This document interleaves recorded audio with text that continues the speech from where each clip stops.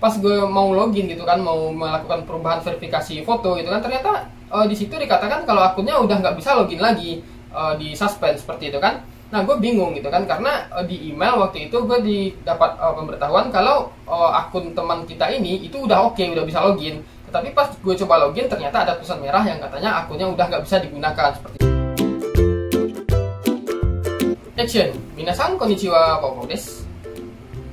Oke guys, di video kali ini gue akan ngebahas yaitu tentang ujian restoran dan pengolahan makanan di Jepang ya. Nah, jadi kalau kita ngebahas tentang ujian restoran dan pengolahan makanan di Jepang, yaitu berhubungan dengan OCTAV ya, yaitu website untuk tempat pendaftarannya. Nah, biasanya ya untuk proses pendaftaran ini memang ada tahap-tahapnya ya, step-stepnya, dan biasanya untuk orang yang baru mulai daftar akun itu biasanya akan mengalami kendala-kendala ya, karena proses verifikasinya cukup panjang. Belum lagi kalau seandainya teman-teman itu menghadapi kendala misalnya fotonya yang kurang bagus dan diminta untuk ganti foto dan segala macamnya ya. Dan itu memang sering terjadi, apalagi kalau seandainya misalnya foto teman-teman itu pencahayaannya kurang jelas atau mungkin pengambilan fotonya kurang bagus, itu biasanya bakal diminta untuk upload foto baru lagi ya, dan nanti diverifikasi lagi.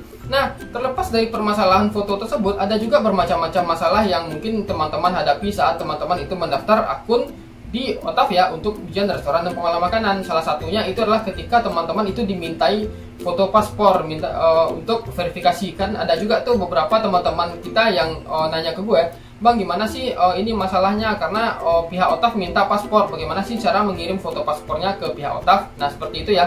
Dan masalah-masalah lainnya seperti yang gue pernah hadapi ya. Waktu itu gue pernah ngebantu teman-teman untuk teman-teman kita itu untuk mendaftarkan akun OCTAV ya.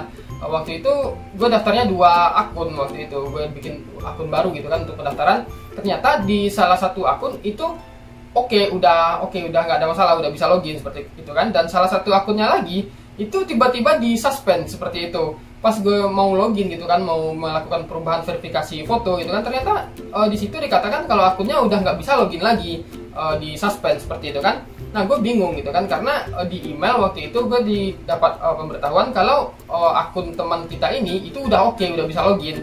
Tetapi pas gue coba login, ternyata ada tulisan merah yang katanya akunnya udah nggak bisa digunakan seperti itu kan. Nah, di situ gue merasa heran, kok seperti itu ya, atau jangan-jangan karena gue pakai emailnya email baru atau segala macam. Gue mikir seperti itu kan. Nah, jadi waktu itu gue cobalah untuk menghubungi pihak OCTAV. Nah, kadang kan buat teman-teman yang punya masalah, yang pengen menghubungi pihak OCTAV langsung kan mungkin nggak tahu ya bagaimana cara menghubungi pihak OCTAV ini.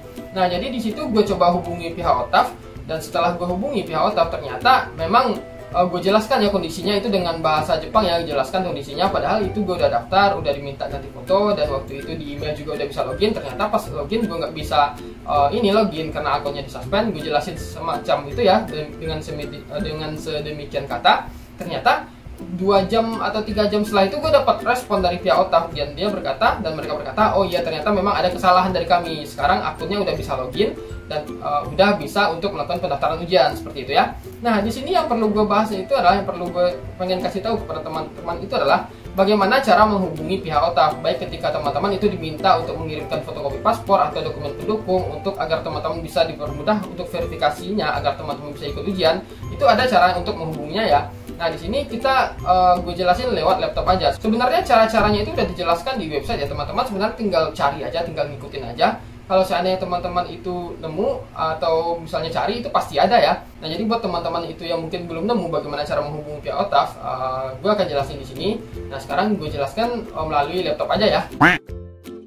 Nah, sekarang kita itu udah ada di website OCTAV ya. Di sini teman-teman pasti udah familiar dengan website ini. Ini octav1.jp ya. Ini website yang paling familiar buat teman-teman yang pengen daftar ujian restoran dan pengolahan makanan. Nah, di sini ya, kalau seandainya teman-teman pilih login, akan muncul halaman seperti ini ya. Di sini teman-teman akan diminta mengisikan ID dan password teman-teman. Tetapi bukan ini yang kita kita butuhkan. Di sini kita butuhkan itu adalah bagaimana untuk mencari email, bagaimana cara mengirim email untuk pertanyaan atau masalah kita yang kita hadapi di OCTAV. Nah, di sini teman-teman bisa lihat ya, yang merah ini, di sini ada login Monday no Arukata ya. Di sini teman-teman pilih aja. Nah, di sini akan muncul guide ya, atau guide untuk teman-teman yang mempunyai pertanyaan. Kita open aja langsung di sini.